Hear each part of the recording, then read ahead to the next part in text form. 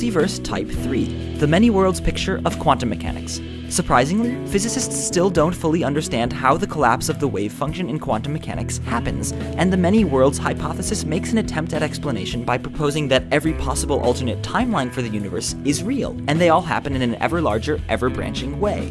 Like a universal choose-your-own-adventure where every possible story happens.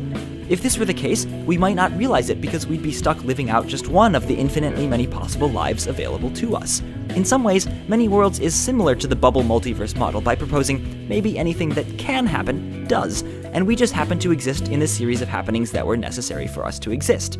If you're still not convinced by this logic, don't worry, there's not yet any experimental evidence for this kind of multiverse.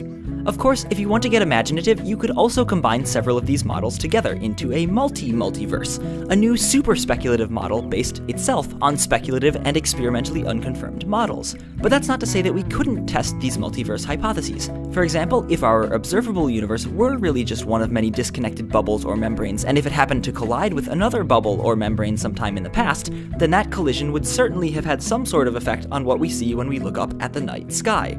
On the other hand, the many worlds interpretation might be tested fairly soon, since experimentalists are becoming increasingly able to manipulate and control ever larger quantum mechanical systems in their labs, systems that approach the line between the quantum realm and our everyday experience. So as always, we must remember that physics is science, not philosophy, and in our attempts to explain the universe that we observe, we have to make claims that can in principle be tested, and then test them.